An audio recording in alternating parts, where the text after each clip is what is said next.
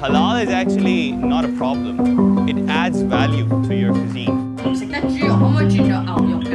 There are some other restaurants which provide vegetarian food, but they cook other things in the same utensil, so you can't eat there. 呢啲咁大眾嘅嘢，其實都可能分分鐘唔係清真嘅。我咧對清真飲食嘅認識咧，其實都係啲 friend 話俾我聽嘅。我以為佢係一個菜式，但係咧原來佢唔係，佢係一個屠宰方式，佢仲係一個生活方式。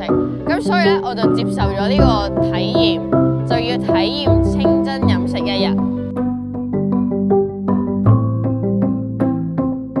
同時咧就派咗個任務俾我啦，佢就要整嗰個魚香茄子。咁魚香茄子係豬肉碎嚟㗎嘛，咁我諗住好用心咁揾啲豬嘅替代品，咁啊整魚香牛肉茄子咁樣嘅。係處理過其他食物嘅嘢，咁即係呢個都唔得啦，呢啲肉嚟㗎喎。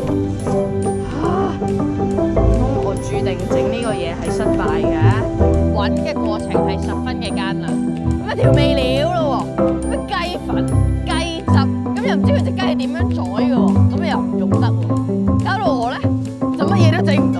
咁我諗住翻公司嗌外賣啦，要個魚香茄子飯啦，唔食得豬肉，可唔可以轉做牛肉㗎？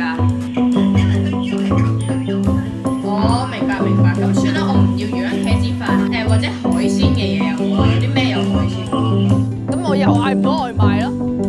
咁經過呢一日體驗之後咧，清真飲食呢一件事，對於一個好普通日日翻工放工嘅一個人，冇得決定自己喺邊度生活嘅一個人咧，其實有少少難度嘅。咁咧，我哋好彩地揾到Yasir，佢咧就係一個穆斯林啦，咁亦都係有清真飲食嘅一個人啦。佢今日咧就帶咗我去佢哋會平時買開肉嘅地方，咁我就會買到肉碎啦。佢哋平時食開嘢嘅地方，咁我就會食到嘢啦。咁就介紹咗俾我哋食。Hi DayDayCook, my name is Yasir. I've been in Hong Kong for around 14 years, and this is the place we've been coming all along for halal meat in Hong Kong. This place is in Tsim Sha Tsui, and as you could see, they provide the fresh beef and fresh mutton. As Muslims, we cannot consume any other meat which is not halal.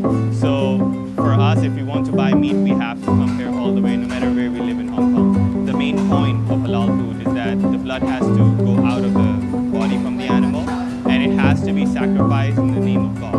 So the philosophy is, what we do is that the person who is killing the animal has to be a Muslim, has to kill the animal at a specific point at the throat so that the blood gushes out of the body, and all the blood takes away the viruses, the infections and everything that is inside the animal's body.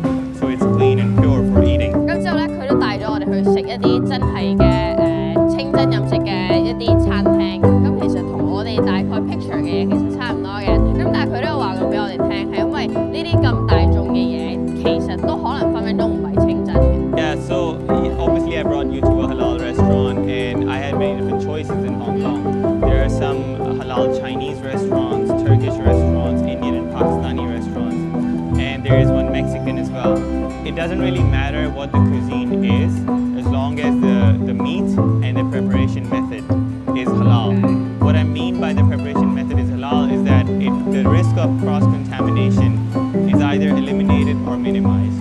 So if you're going to a restaurant which is only vegetarian, for example, the Buddhist restaurant, actually can be halal as well, because it's totally vegetarian. So there is no cross-contamination of meat. And then there are some other restaurants, for example, which provide vegetarian food, but they cook other things in the same utensils, so you can't eat there.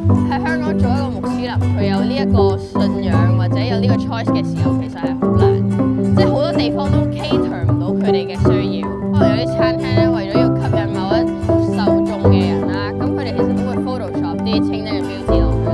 Photoshop 一個咁樣嘅標誌，但係其實佢處理方法都唔係咁樣嘅時候，其實係會帶嚟好多不便令到佢哋，即係佢哋都唔知去食好定唔去食好。咁然之後，其實因為咁樣，而政府又冇一個標準嘅認可，其實係會令到佢哋喺一個咁細嘅地方度更加難生存。佢哋只不過係信嗰樣嘢，或者佢選擇嘅飲食係唔同，即係等於我哋有啲人信有啲教係唔可以食牛肉嘅，或者有啲教係唔可以食肉嘅 in general。